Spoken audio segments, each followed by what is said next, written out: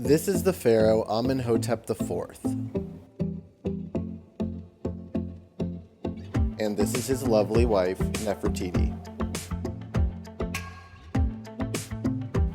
The year is 1353 BCE, or 1351. It's not totally clear, but it's the height of the Egyptian New Kingdom period. You might want to buckle up, because we're about to blow your capstone all the way back to the Bronze Age. This is LLAMA SOCKS History. Here's the pharaoh as a baby.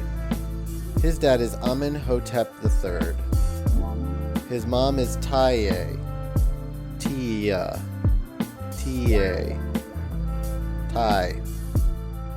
Anyway, nobody really cared about the baby because he had an older, cooler brother who was already set to be pharaoh.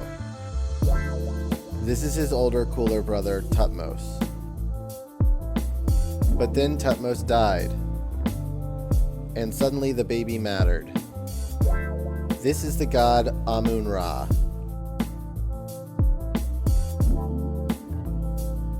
This god used to be two gods, but now he's just one god. Remember him for later. The name Amenhotep means Amun is satisfied. This was a time in Egypt when things were going really well. Everybody was building temples, the gods were happy, and people were having a blast. Amenhotep grew up surrounded by worshippers of Amun. So when he became pharaoh, everyone expected more of the same. And at first, it was real chill.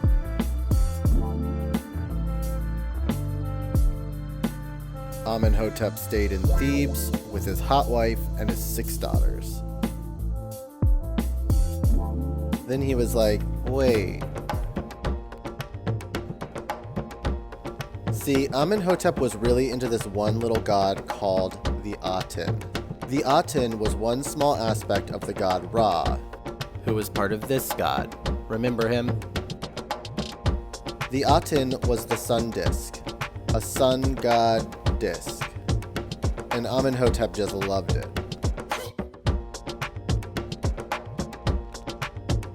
So he decided to do something about it.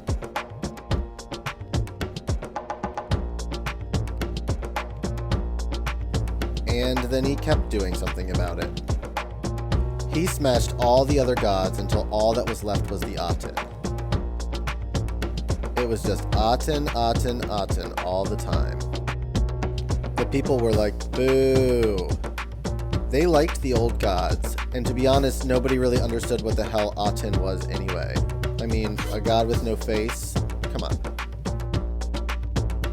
Amenhotep decided he needed to really show the people he meant business.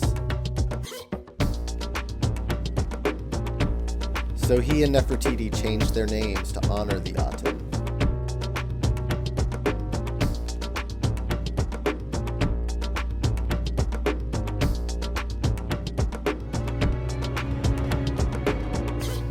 And then they took all the money from the old religions and hightailed it out of Thebes. It was like, new god, new city, deal with it. And they found the perfect place.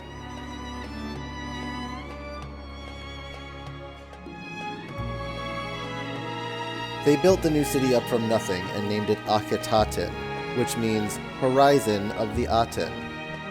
Probably. Maybe. They worshipped their god, and they worked on their tans. And the people just had to pretend to like it. Nefertiti was a dope queen, though. She took on a lot of non-traditional roles and became something of a figurehead for the new religion. Her face was everywhere. She was even depicted leading the Egyptian army into battle. A true badass. In time, Nefertiti and Akhenaten became closer and closer in appearance.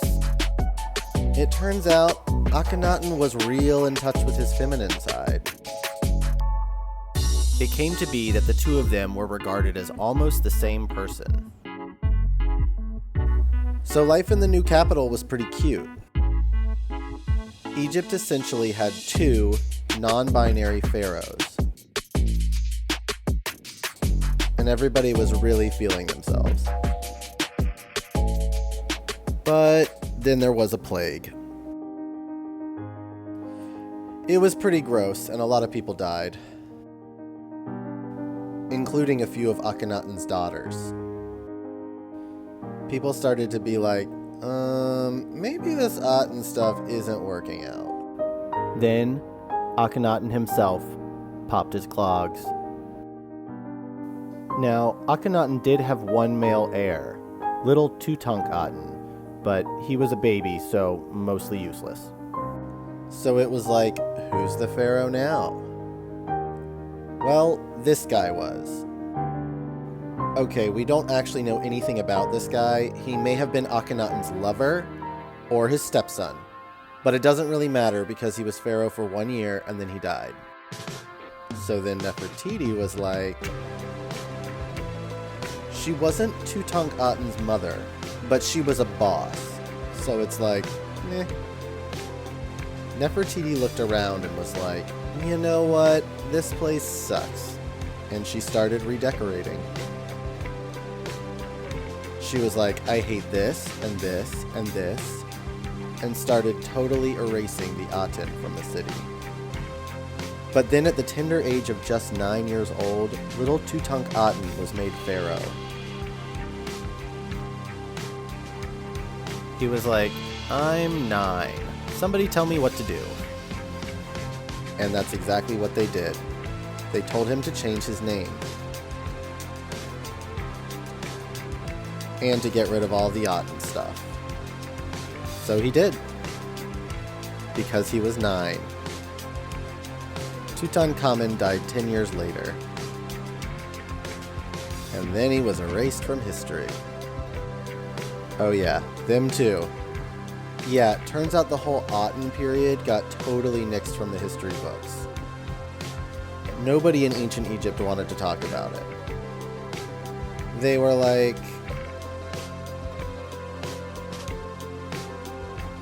so they buried it. And then this guy showed up and started digging around the modern-day city of Amarna. He was like, wait, who's this? And everybody was like, what?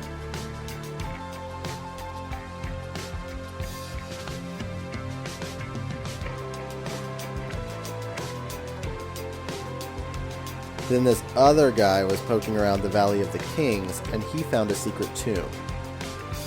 It was Tutankhamun's tomb, and it was full of all his stuff. And these people got real excited.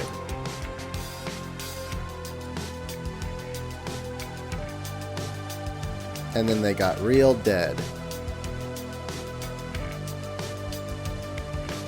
So everyone thought the tomb was cursed. And the pharaohs laughed really, really hard. Because it was cursed. And that's the story of the lost heretical pharaohs of Egypt. Guys, this is LLAMA SOCKS History. And if you enjoyed it, we'd really appreciate it if you gave us a like, comment, and a subscribe. We love getting your feedback, and it really helps us out. You can find us on Instagram, or, I don't know, watch another one. Thinking about planning a trip to Egypt? We can help. Check out the LLAMA SOCKS free online travel guide. There is a link in the video description below.